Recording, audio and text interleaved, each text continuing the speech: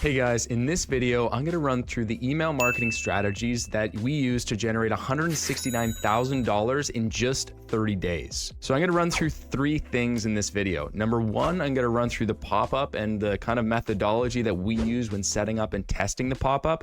Number two, I'm going to run through the campaigns and the campaigns that we used and sent throughout this month. And number three, I'm going to run through the flows that we used for this client in this month. So let's dive in.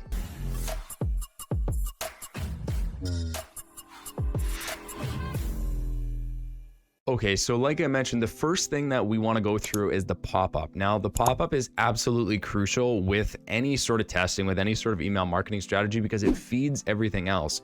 Number one, it's going to feed all the flows. It's going to feed the welcome flow specifically, but also it's going to feed the rest of your list, which are ultimately going to feed your campaigns. So this is really, really important to get right. If you have a 3% opt-in rate versus a 6% opt-in rate, you're getting 200% more people into your list, which means you're growing twice as fast in terms of your email marketing capabilities there. So with this client, they had about a 2% opt-in.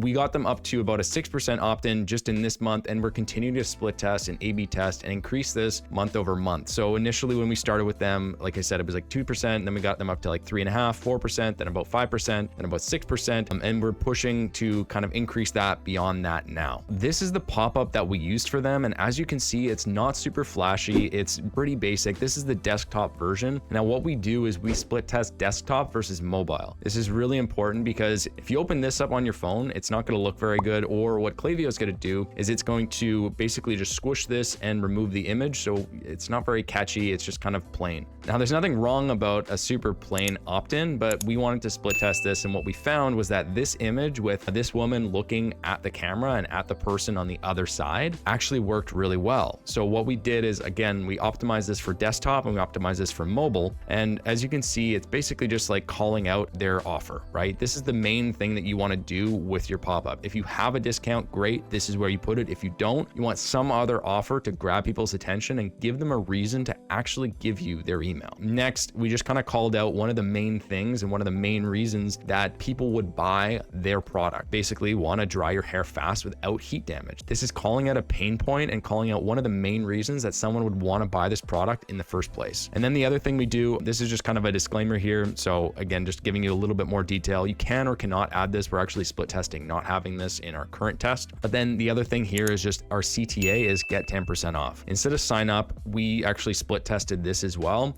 And we found that get 10% off did better than sign up. So again, this is something to consider. It's not a be all and end all rule, but this is definitely something to consider when you're testing and creating your pop-up. Now, when it comes to split testing your pop-up, it's really important to look at what order of magnitude you want to test. The first thing we always test is the offer. So for example, you might test 10% off versus $10 off. This is going to have the biggest impact for you with the pop-up and with the opt-in rate. Some other things we'll look at here is split testing the creative. So split testing the image that we're using, for example, with that one, split testing the image of the woman versus split testing an image of a hairdryer alone. You can also split test the CTA colors, the overall kind of design of the pop-up as well, along with actually split testing the behaviors and when the pop-up actually shows up. Okay, so now moving on to the next section, which is the campaigns. Now it's really important here to consider really like what is right for your brand, right? So this product is a product that people aren't going to buy multiple times. We're selling hair dryers,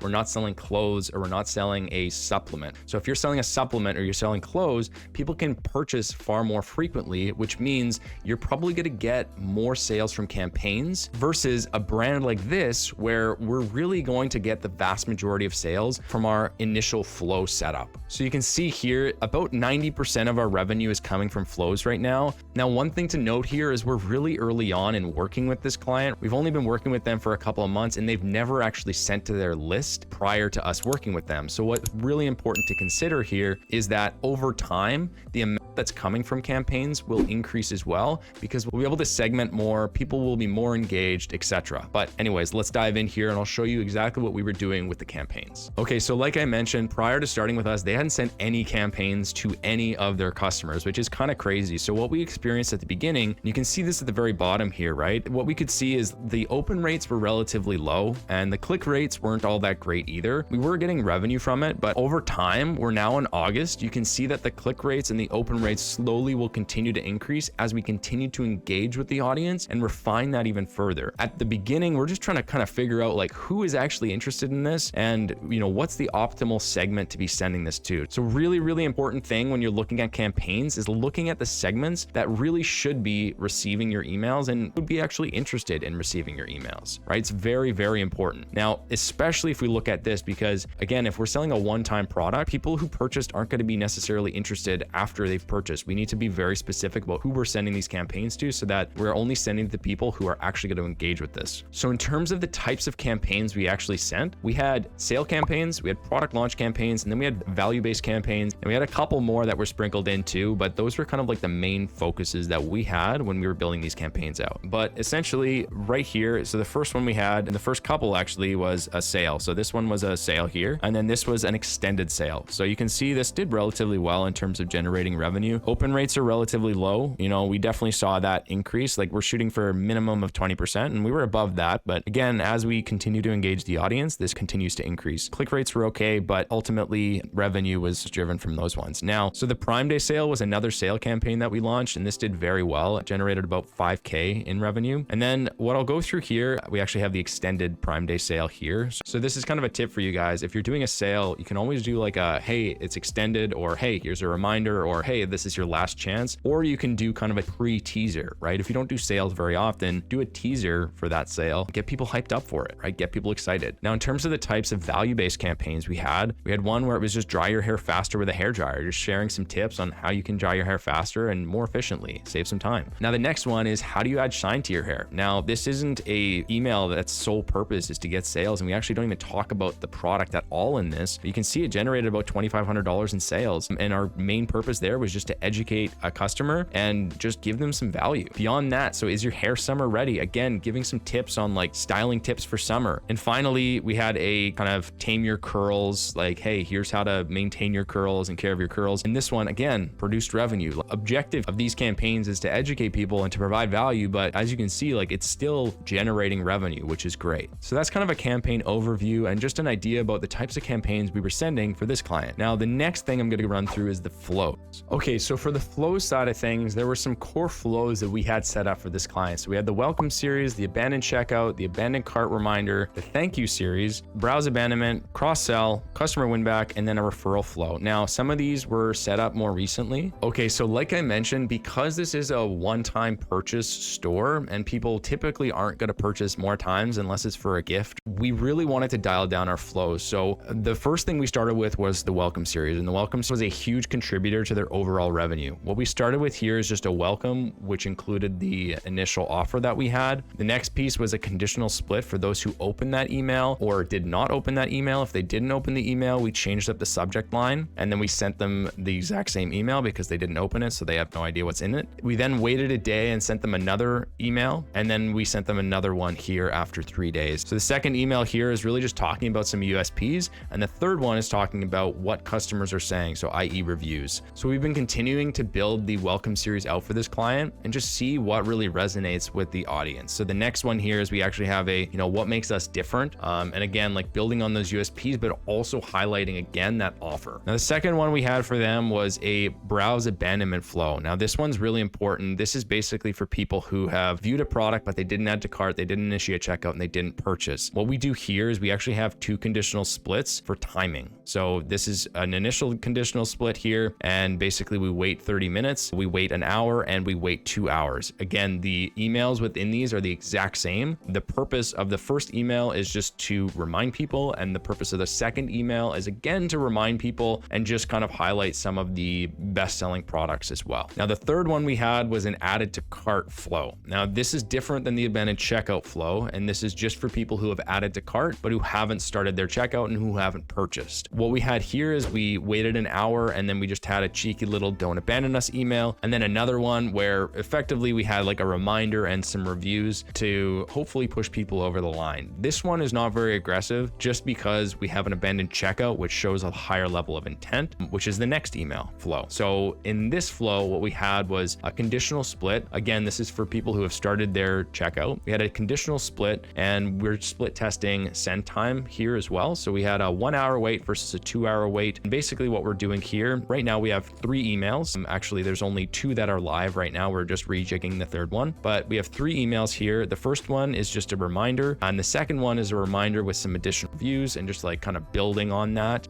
And the 3rd one is additional social proof and really pushing people over the line to get them to purchase. The last 2 flows we have are the thank you series. And what we did here is we actually split out people who had purchased once or purchased multiple times into 2 different flows, just saying like, hey, thanks for your order. And hey, thanks again for, purchasing. Now, the difference there is just slight nuances in language, slight nuances in the subject line and preview text. But basically what we're trying to do is meet people at where they're at in their buying journey. What we do here is we actually have this as a thank you, and then we have some style tips or some tips to use the hairdryer to get the most out of it. Basically, our goal with the thank you series is different than a cross-sell flow and is different than a referral flow or a review flow. Our goal here is to make sure that people actually achieve their desired outcome and desired result. So this is all about thanking the customer and making sure that they're getting their desired result here. The final one here is a win back. Now, this is a little bit of a tricky one because typically